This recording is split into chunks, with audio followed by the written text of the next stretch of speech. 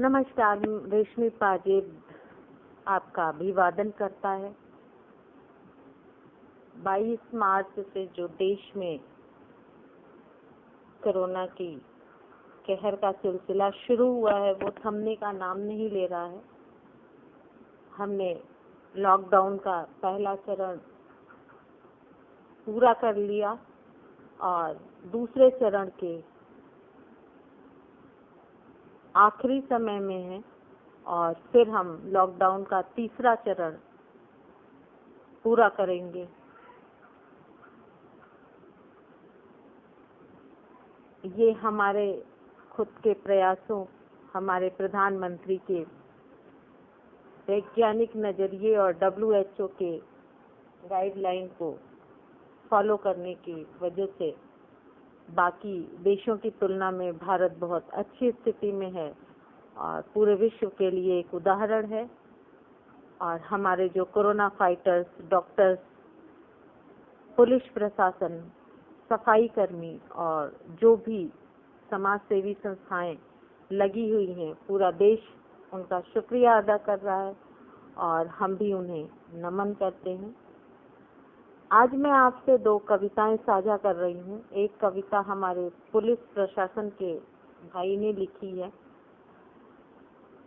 इस समय ये अपनी कर्तव्य का बहुत अच्छे से पालन कर रहे हैं।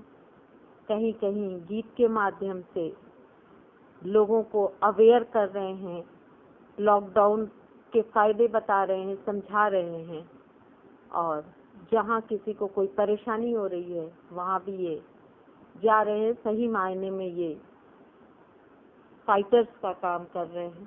तो इन्हें पुलिस प्रशासन के भाई की पहली कविता लिखी हुई मैं साझा कर रही हूँ। शत्रु ये अदृश्य है, विनाश इसका लक्ष्य है।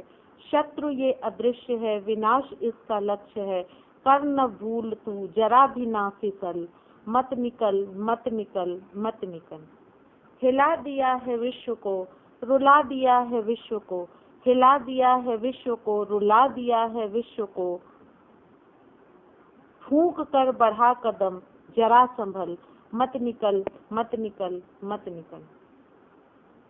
उठा जो एक गलत कदम, कितनों का घुटेगा दम। उठा जो एक गलत कदम, कितनों का घुटेगा दम। तेरी जरा सी भूल से देश जाएगा दहल, मत निकल मत निकल मत निकल। संतुलित व्यवहार कर, बंद तू किवाड़ कर। संतुलित व्यवहार कर, बंद तू किवाड़ कर। घर में बैठ, इतना तू ना मचल, मत निकल मत निकल मत निकल।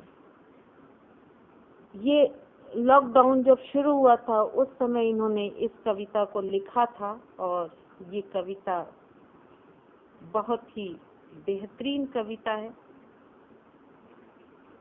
और मैं भी आपसे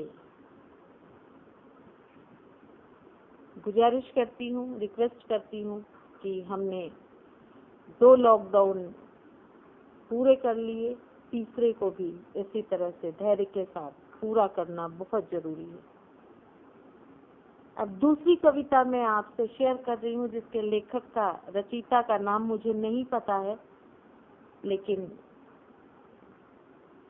कोरोना में जो हम सफर कर रहे हैं और क्या क्या चेंजेस हुए हैं इसको इन्होंने बखूबी शब्दों के चयन से बताया है। आइए देखते हैं।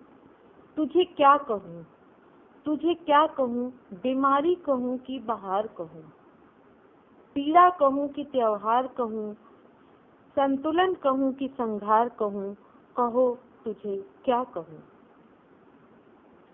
मानव जो उदंड था पाप का प्रचंड था, मानव जो उदंड था पाप का प्रचंड था। सामर्थ्य का घमंड था, मानवता खंड खंड था। नदियां सारी त्रस्त थीं, सड़कें सारी व्यस्त थीं। नदियां सारी त्रस्त थीं, सड़कें सारी व्यस्त थीं। जंगलों में आग थी, हवाओं में राख थी। कोलाहल का स्वर था, खतरे में जीवों का घर था। कोलाहल का स्वर था, खतरे में जीवों का घर था। चांद पर पहले थे, वसुधा के दर्द बड़े गहरे थे। फिर अचानक तू आई, मृत्यु का खौफ लाई। फिर अचानक तू आई, मृत्यु का खौफ लाई, मानवों को डराई, विज्ञान भी घबराई। लोग यूं मरने लगे, खुद को घरों में भरने लगे। लोग यूं मरने लगे, खुद को घरों में भरने लगे, इच्छाओं को सीमित करने लगे, प्रकृति से डरने लगे। अब लोग सारे बंद हैं, नदियां स्वच्छंद हैं। अब लोग सारे बंद हैं, नदियां स्वच्छंद हैं। हवाओं में सुगंध है, वनों में आनंद है। जीव सारे मस्त हैं, वातावरण भी स्वस्थ है। जीव सारे मस्त हैं, वातावरण भी स्वस्थ है। पक्षी स्वरों में गा रहे, तितलियां इतरा रही। अब तुम ही कहो तुझे क्या कहूँ, अब तुम ही कहो तुझे क्या कहूँ। बीमारी कहूँ कि बयार कहूँ, पीड़ा कहूँ कि त्योहार कहूँ, संतुलन कहूँ कि संहार कहूँ, कहो तुझे मैं क्या कहूँ। देखिए कितनी खूबसूरत कविता है। और इतने दिनों के लॉकडाउन का रिजल्ट ये है कि वातावरण भी स्वस्थ हो गया है, प्रदूषण बहुत कम हो गया है, नदियां पारदर्शी हो गई हैं और सड़कों पे अब इंसान नहीं, पशु और पक्षी दिखाई देते हैं। कोयल की आवाज भी मीठी लगती है। लेकिन अभी खतरा टला नहीं है। जो ये लॉकडाउन का पीरियड है, इसे यूटिलाइज करें, घर में ही रहें, अपने लिए, अपनों के लिए गाइडलाइन को फॉलो करें, मास्क लगाएं, बिना जरूरत के घर से ना निकलें, बिना जरूरत के घर से ना निकलें और सैनिटाइजर या साबुन का अभी भी उपयोग करें।